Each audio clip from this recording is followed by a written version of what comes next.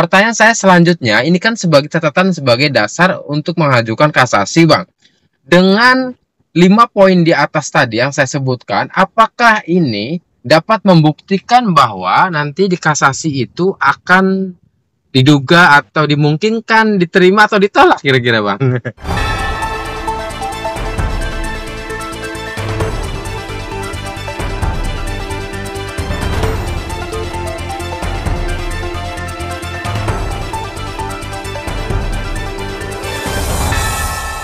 Sebagai catatan PH-nya Yosef yang ketiga adalah, ini juga dijadikan sebagai dasar kasasi, adalah percikan darah pada kaos Yosef bisa saja terkontaminasi dari air bak. Barangkali kan ada sebuah alibi, yaitu katanya ngorek-ngorek bak mandi dulu gitu ya, entah nguras atau lihat-lihat dan sebagainya. Bagaimana, Bang? Ya, saya sampaikan, saya tegaskan bahwa beberapa kali kita bertanya kepada ahli, baik kami maupun jaksa maupun hakim, itu kan memang percikan darah ini kan salah satu menjadi bukti kuat keterlibatan Yosef gitu. Makanya baik kuasa hukum, baik kami maupun jaksa maupun hakim tuh sangat konsen untuk membuktikan bukti tersebut gitu ya. Apakah betul bukti tersebut validasinya diakui atau tidak begitu ya. Nah, ternyata ahli menyampaikan bahwa darah yang menempel di kaos Yosef adalah pekat. Artinya darah asli yang tidak tercampur atau tidak terkontaminasi oleh benda apapun termasuk air. Jadi itu memang darah murni, darah mereka berdua begitu ya. Jadi tidak ada campuran lain begitu. Nah, ini beberapa kali kami tanyakan dan kami tegaskan bahwa memang betul itu adalah darah Tuti dan Amel, dan darah murni, darah pekat yang tidak terkontaminasi oleh benda apapun begitu. Jadi kalau PH-nya Yosef yang sekarang menyampaikan yang sebaliknya adalah berarti mungkin dia punya ilmu khusus kali. Jadi kita nggak paham gitu. Karena kalau menurut ahli yang memang berkompeten di bidangnya ternyata menyampaikan yang seperti saya sampaikan tadi begitu. Siap. Gitu, Bang. Siap, itu adalah yang ketiga, Bang. Catatan dia ya untuk dasar kasasi itu ya, Bang ya. Yang keempat katanya, Bang, catatannya adalah saksi yang melihat Yosef di TKP tidak didukung oleh alat bukti lain seperti CCTV atau hilangnya CCTV Angger misalkan atau ayam jago yang telah dikatakan oleh Pak Edi itu, Bang. Bagaimana pendapatnya, Bang? Ya, baik. Terkait dengan CCTV itu kan sudah disampaikan sebelumnya bahwa memang ini ada dua tindak pidana yang menyertai dari tindak pidana pembunuhan ini, yakni pertama obstruction of justice sama tindak pidana korupsi dana bos, ya kan? Ya. Nah, tindak pidana obstruction of justice salah satunya adalah selain menghancurkan TKP, oknum pihak kepolisian yang menghancurkan TKP dibantu oleh sipil, ada beberapa yang sekarang sudah diperiksa dan sudah tersangka. Ada juga obstruction of justice yang terkait dengan menghilangkan CCTV begitu. Nah, juga dalam proses penyidikan sekarang, bukan penyelidikan lagi ya, tapi dalam proses penyidikan begitu. Ya, semoga saja dalam waktu dekat akan ada hasil dari proses penyidikan tersebut begitu. Amin. Di situ kan memang disampaikan menurut keterangan saksi Angger ya, Angger dan ibunya ya, terutama Angger ya. Angger kan memang menyampaikan bahwa CCTV itu diminta oleh saksi Irlan ya pada saat itu ya, untuk mau diperiksa oleh dari pihak pihak Polda kalau nggak salah, dan kemudian akhirnya pertama ditolak, terus kemudian kedua dibawa. Tapi untungnya nih, yaitu yang saya bilang, tidak ada kejahatan yang sempurna. Ternyata Allah memberikan celah ya, petunjuk melalui tiba-tiba Angger sebelum menyerahkan CCTV itu setelah kejadian besoknya, kalau nggak salah besoknya ya, pagi setelah kejadian itu dia membuka CCTV bersama ibunya. Angger bersama ibunya melihat CCTV tersebut, dan dalam kurun waktu setelah subuh sebelum jam 7 itu melihat Yosef ada di TKP gitu, depan TKP gitu, bersama beberapa orang gitu ya. Nah, inilah petunjuk Allah begitu, dan kemudian itu disampaikan oleh si saksi ini, kedua saksi ini di proses persidangan dan di BAP begitu. Nah, betul, walaupun memang menurut kuasa hukum dari Yosef yang baru bahwa tidak ada CCTV, tapi CCTV itu sempat dilihat oleh saksi. Nah, alat bukti ini kan tidak hanya CCTV. Alat bukti itu kan ada beberapa. Pertama adalah keterangan saksi, kedua adalah surat, ketiga adalah petunjuk, keempat adalah ahli, terus keterangan atau pengakuan dari terdakwa begitu, sangka begitu. Nah, itu kan masuk kategori bukti.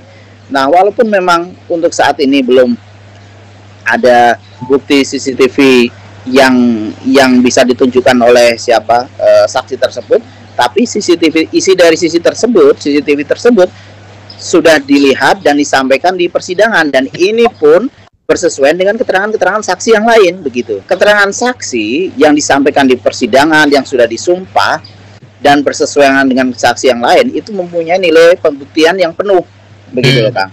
Itu mempunyai nilai pembuktian yang sempurna, yang dikatakan bahwa kesaksiannya ada betul dan layak dipertimbangkan dan layak dijadikan bukti untuk menjerat orang dalam perkara tindak pidana yang dituduhkan begitu. Jadi menurut saya menjadi sempurna ketika ada pengakuan Danu, ada bukti lab dari baju Yosef, terus kemudian ada keterangan 4 atau 5 saksi yang menyatakan melihat keberadaan Yosef setelah kejadian di TKP, melihat Abi dan Arigi di TKP, yang mana keterangan ini sempat diingkari oleh para tersangka dan terpidana ini begitu. Nah, walaupun sebetulnya mereka mengingkari karena memang dalam asasnya itu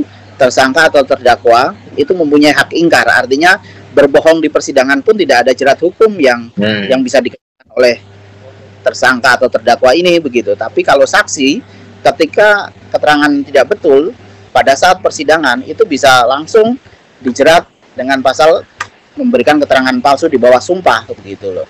Nah, buktinya si Angger, si Bintang, mamahnya ini kan tidak dijerat dengan pasal tersebut, tidak dikenakan sebagai orang yang memberikan keterangan palsu di depan persidangan. Artinya ini bisa diartikan bahwa keterangan yang disampaikan di persidangan di BAP itu adalah keterangan yang betul, mempunyai nilai pembuktian yang sempurna begitu kan. Dan ada yang mengatakan begini Bang, sebagian netizen ya, sejujurnya bahwa katanya hilangnya CCTV itu adalah semakin menguatkan bahwa terpidana itu adalah pelakunya. Kenapa? Karena yang hilang itu adalah CCTV yang merekam dirinya gitu. Jadi semua CCTV yang merekam dirinya itu hilang. Bukan CCTV yang merekam orang lain, tetapi yang merekam, semua yang merekam dirinya itu adalah hilang, kira-kira gitu. Sejujurnya ini sebenarnya adalah semakin menguatkan bahwa pelakunya adalah ia gitu Bang. Bagaimana Bang? Ya, bisa jadi demikian, Kalau dianalisa sebaliknya bisa jadi demikian gitu, karena apa kepentingannya menghilangkan CCTV yang melibatkan aparat gitu ya. Artinya dengan kata lain bahwa pelaku ini mempunyai power yang lumayan kuat di Subang, yakni untuk bagaimana mempengaruhi aparat sekelas Kanit, sekelas sekelas Babin Kamtipmas begitu. Ini kan bukan jabatan yang biasa-biasa saja, ini jabatan yang luar biasa kalau di daerah kan menurut kami begitu. Itulah bahwa pelaku ini memang mempunyai orang yang memang sudah sangat mempersiapkan perbuatannya, yakni dengan cara membunuh, menyusun strategi dan kemudian menghilangkan jejaknya dengan cara melibatkan aparat penegak hukum gitu dan aparat pemerintah lainnya begitu. Nah, bisa jadi kalau logika berpikirnya dibalik bisa jadi seperti itu juga begitu. Dan itu tidak tertutup kemungkinan seperti itu begitu Kang. Karena setelah ini bukti di persidangan ya ada keterlibatan beberapa oknum yang sekarang sedang diproses begitu, baik oknum penegak hukum maupun oknum sipil begitu Kang. Ya, siap. Baik, selanjutnya Bang, masuk ke catatan adalah JPU tidak memahami perkara ini dengan mendalam dan utuh, serta memaksakan perkara ini untuk masuk ke dalam persidangan sejak dari awal. Bagaimana Bang? Jadi begini, JPU itu kan mengonstruksikan perkara ini kan sesuai dengan data-data yang ada, data-data pendukung yang dia dapatkan dari penyidik. Nah, ini kan ada proses penyelidikan namanya kan. Proses penyelidikan ini adalah proses pendahuluan sebelum orang ditetapkan sebagai saksi ataupun tersangka, gitu, sebelum berkasnya dilimpahkan ke kejaksaan. Nah, pada saat proses tersebut, ya, proses penyelidikan dan penyidikan, ini kan sudah dibuktikan sedemikian rupa, kemudian terkonstruksikan perbuatan para pelaku ini seperti apa. Nah, penetapan tersangkanya pun sebetulnya sudah dilakukan dengan cara yang sesuai prosedur begitu. Nah, kalau ternyata jaksa ini salah menurut PH-nya Yosef begitu, kenapa penetapan tersangkanya Yosef tidak diajukan pra peradilan kalau prosesnya salah? Kan betul. Yang diajukan pra peradilan kan hanya Abi, Arigi dan Mimin. Betul. Ya. Jadi dengan kata lain, ketika penetapan tersangka sudah tidak diajukan pra peradilan, dengan kata lain bisa diartikan bahwa proses penetapan tersangka, proses penyelidikan dan penyidikannya sesuai dengan KUHP, sesuai dengan prosedur begitu. Jadi dari dasar itulah, karena sudah sesuai prosedur, akhirnya kemudian berkas dilimpahkan ke kejaksaan dan kejaksaan kemudian memeriksa lagi nih Kang. Jadi tidak serta orang yang sudah ditangkap, ditahan, terus kemudian berkasnya dilimpahkan kejaksaan itu kemudian diterima, tidak. Ada beberapa kali yang kemudian ada P19, ada proses tahap 1, tahap 2, ada juga yang kemudian SP3. Ini bukti ketelitian jaksa dalam menangani perkara begitu, dalam membuat konstruksi hukum. Dan kalau lihat dakwaannya juga disusun dengan secara primer subsidiar Kang gitu. Artinya memang sangat hati-hati sekali jaksa dalam mengkonstruksikan tuntutan tersebut begitulah. Dan tuntutan tersebut diuji lagi di persidangan, ada hakim, ada penasihat hukum terdakwa, dan di situ akhirnya terbukti perbuatannya dan diputus oleh hakim tingkat pertama dan tingkat kedua. Nah, yang salah di mana? Terus pertanyaan saya. Setelah jaksa membuat konstruksi hukum itu di mana? Begitu loh. Iya, siap. Kan ini jadi pertanyaan saya. Jadi maksud saya, sudahlah, jangan banyakkan cuap-cuap, jangan banyakkan nyerang sana sini, buktikan saja kalau kliennya itu tidak bersalah sesuai dengan keilmuan keahliannya. Gitu loh. Buat memori hukum yang bagus, buat langkah-langkah hukum yang strategis untuk membebaskan atau membuat tidak terbuktinya kliennya begitu. Jangan kemana-mana, karena kalau profesional, kalau kuasa hukum itu kan pasti melakukan semua tindakan itu kan berdasarkan data dan fakta, begitu Kang. Baik, ini kan untuk catatan sebagai dasar dalam kasasi Pak Yosef ya, ini Kang ya. Saya ulang ya. Pertama adalah tidak ada satupun bukti pendukung yang dihadirkan JPU di jam krusial jam 12 sampai jam 5. Yang kedua adalah Yosef Bopong sendirian, tidak masuk akal, tidak ada banyak darah pada baju tersebut. Ketiga adalah percikan darah pada kaos Yosef bisa saja terkontaminasi dari air bak mandi. Yang kelima, saksi yang melihat Yosef di TKP tidak didukung oleh alat bukti lain seperti CCTV atau hilangnya CCTV. Yang terakhir adalah JPU tidak memahami perkara ini dengan mendalam dan utuh. Tadi sudah dibantah semuanya oleh Abang bahwa hal yang demikian itu sebenarnya kurang baca BAP dan sebagainya. Ya, dia tidak masuk akal dan sebagainya. Nah, pertanyaan saya selanjutnya, ini kan sebagai catatan sebagai dasar untuk mengajukan kasasi, Bang. Dengan 5 poin di atas tadi yang saya sebutkan, apakah ini dapat membuktikan bahwa nanti di kasasi itu akan diduga atau dimungkinkan diterima atau ditolak kira-kira, Bang? Ya, kalau saya melihat alasan-alasan hukum yang disampaikan oleh kuasa hukum dari Yosep yang akan sampaikan tadi, kalau memang itu materi memori kasasi, saya bisa sampaikan bahwa saya berkeyakinan bahwa memori kasasi atau kasasi tersebut akan ditolak. Kenapa? Karena begini, Kang. Kasasi itu adalah bicara penerapan hukum, ya, judek juris begitu ya namanya, penerapan hukum. Dalam istilah Belanda disebut judek juris. Jadi bagaimana kita melihat, jadi mengkonstruksikan, menyusun memori kasasi itu bahwa penerapan hukum yang disampaikan, apa yang dilakukan oleh hakim dalam proses persidangan yang kemudian diputus itu sudah sesuai atau tidak. Pada tingkat banding juga demikian, apakah putusan yang diambil sudah sesuai dengan penerapan hukum atau tidak. Itu kalau kasasi, ya. Tapi kalau dilihat dari memori kasasi yang disampaikan oleh Kang tadi, itu kan semuanya kan bicara fakta hukum. Jadi judek fakti namanya dalam istilah hukumnya. Jadi fakta-fakta yang memang terjadi pada saat terjadinya tindak pidana yang kemudian disidangkan di persidangan begitu. Jadi kalau dia masih bicara tentang judek fakti atau fakta-fakta hukum, kemungkinan besar akan ditolak begitu kan.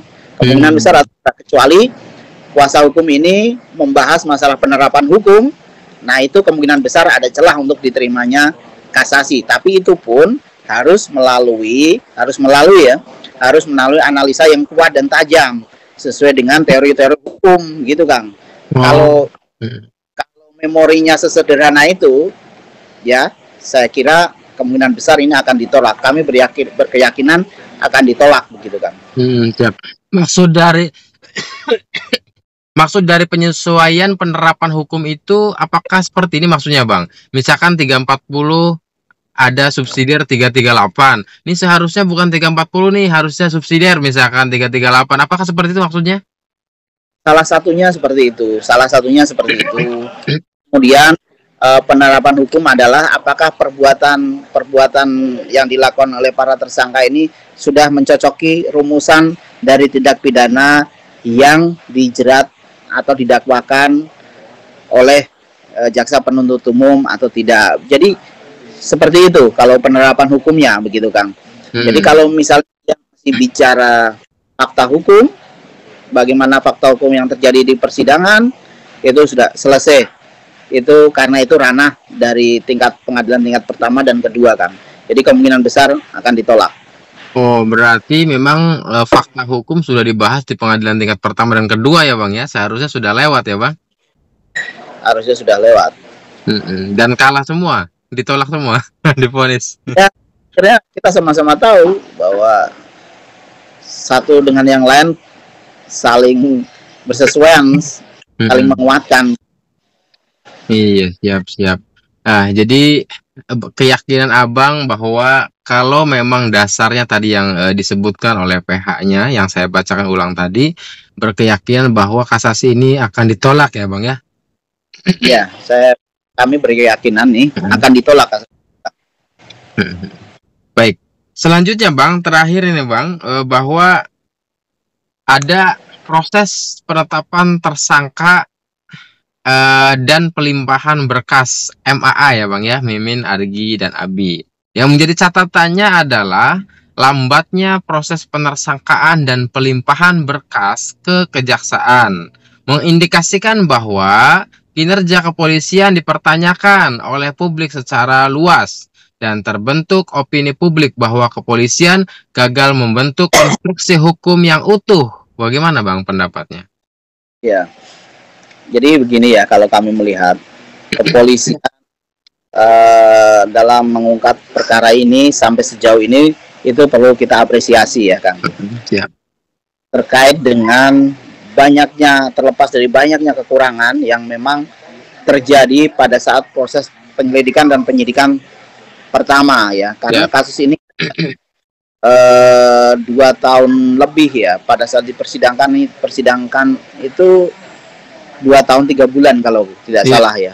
Itu baru bisa diungkap gitu. Nah, tentunya ya kan, karena ini ada tindak pidana yang menyertai tindak pidana pembunuhan, yakni ada obstruction justice dan tindak pidana korupsi dana bos tadi, maka memang waktu kalau kami melihat, dan kami pun menyadari hal tersebut, dan kami pun memaklumi gitu ya Kang ya, yang saya sampaikan.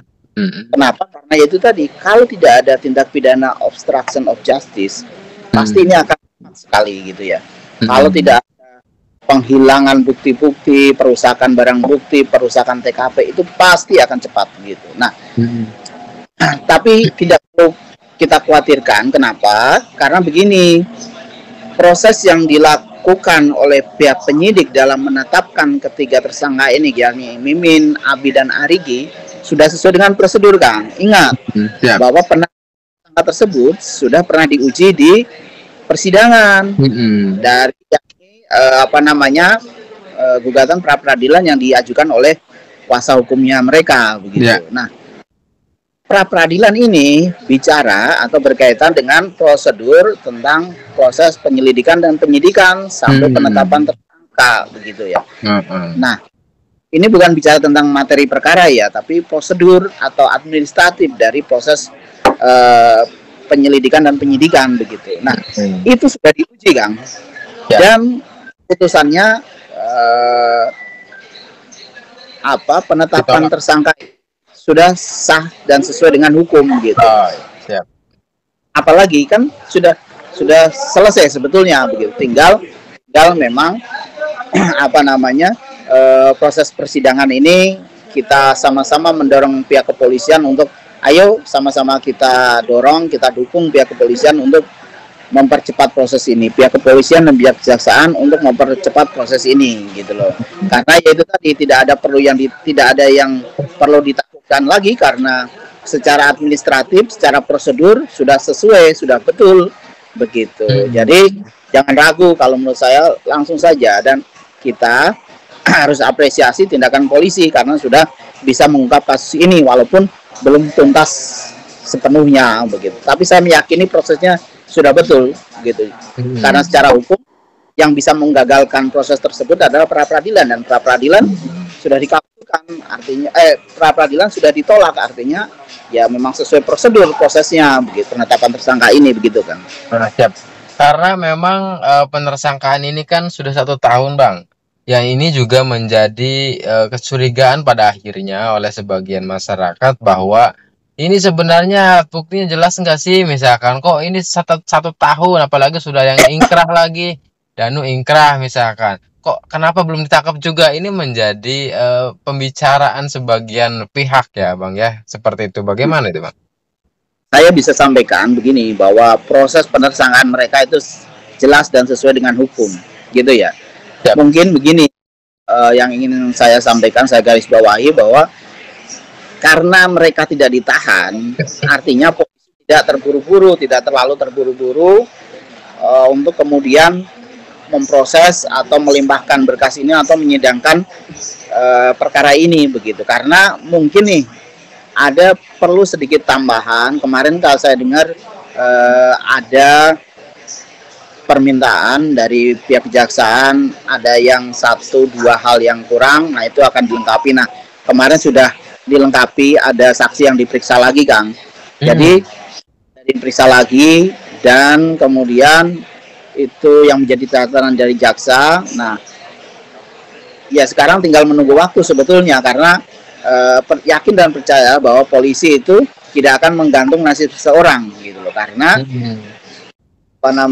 karena polisi ini adalah pengayom dan pelindung masyarakat. Terlepas dari ada beberapa kasus yang memang ada kesalahan dari pihak kepolisian, tapi sayogianya dan sepatutnya bahwa kita harus mendukung aparat penegakan hukum, aparat dalam menegakkan hukum secara profesional begitu ya Kang.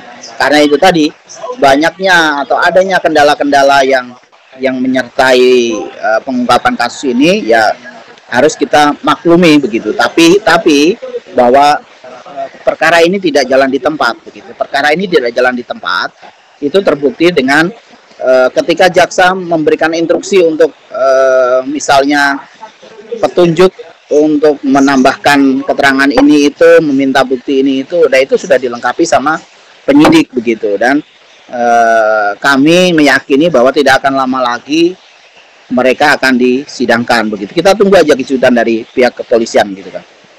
Siap. Jadi prosesnya sudah betul ya Bang ya. Segalanya sudah betul, tidak tinggal nunggu waktu saja sebenarnya Bang ya. Yang terakhir Bang. Ya. Terakhir Bang ya, sekali lagi Bang. Aduh diborong ini Bang. Ucapannya adalah mendesak Mahkamah Agung Bang. Karena apa?